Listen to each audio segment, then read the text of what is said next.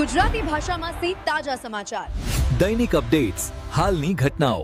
હમણાં જ સબસ્ક્રાઇબ કરો અને નવા સમાચાર પામો. માયાવતીજીના 70મા જન્મદિવસે વાવથરા જિલ્લામાં ભવ્ય ઉજવણી.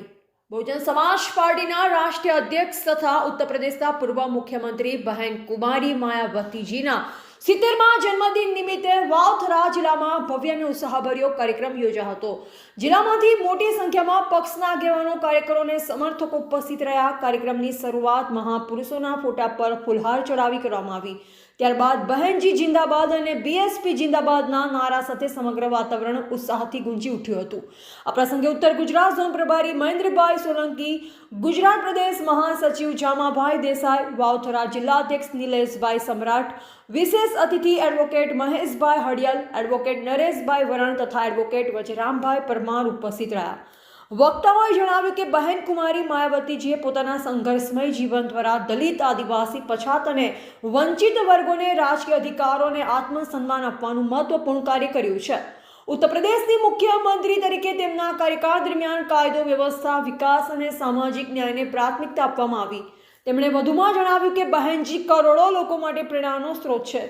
તેમનું જીવન સમાનતા, ભાઈચારા અને બંધારણીય મૂલ્યોને મજબૂત બનાવવાનો સંદેશ આપે છે. કાર્યક્રમ દરમિયાન બહેનજીના દીર્ઘ આયુષ્ય અને સારા સ્વાસ્થ્ય માટે શુભેચ્છા પાઠવવામાં આવી. તેમજ બહુજન સમાજ પાર્ટીને વધુ મજબૂત બનાવવા અને સંગઠનને ગ્રામ સ્તર સુધી વિસ્તૃત કરવાની પ્રતિજ્ઞા લેવાઈ હતી. Bureau report Ranabhai Paregi, Vavtharad.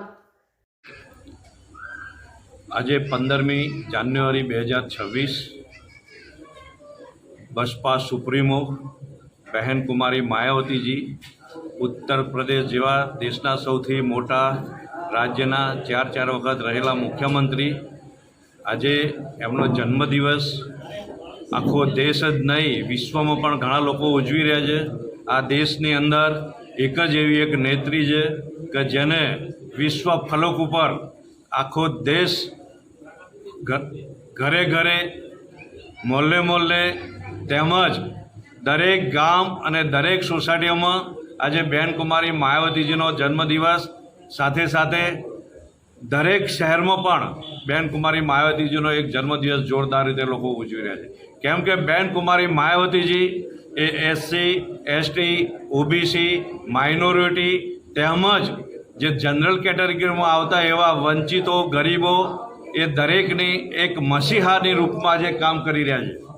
એક જ ધ્યેય સાથે આગળ વધી રહ્યા છે કે આ દેશની અંદર જે લોકો વંચિતો, દલિતો અને જે લોકો પીડિત છે અને જે લોકો આજની તારીખમાં પણ એક જબરજસ્ત રીતે પીડા અનુભવી રહ્યા છે, આ મનુવાદી શાસનમાં જે રીતે સામાજિક પરિવર્તનની જે વાતો ચાલી રહી છે એની જગ્યાએ જે લોકોને બહેન દીકરીઓની ઉપર બળાત્કાર થઈ રહ્યા છે, એના કેસ કે કોઈ ફાઇલ થતું નથી કે એના માટે કોઈ લડવા તૈયાર નથી, તો એક બહુજન સમાજ પાર્ટીના સુપ્રીમોના આદેશથી આખા દેશની અંદર જે દરેક કાર્યકર્તા, દેશનો એક પણ ખૂણો એવો નહીં હોય કે જ્યાં બહુજન સમાજ પાર્ટીનો વોટર નહીં હોય, એ દરેક આ લડાઈ લડવા માટે તૈયાર છે. અને આ દેશનું શાસન કોઈ પણ હિસાબે બહુજનોના હાથમાં લઈને આ દેશને સામાજિક પરિવર્તન અને આર્થિક મુક્તિ માટે એક જબરજસ્ત રીતે માહોલ ઊભો કરવાનો છે.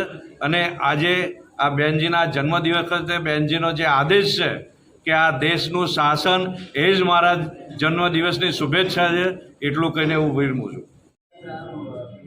મારું નામ નિલેશભાઈ સમ્રાટ, બહુજન સમાજ પાર્ટી વાવથરા જિલ્લા અધ્યક્ષ.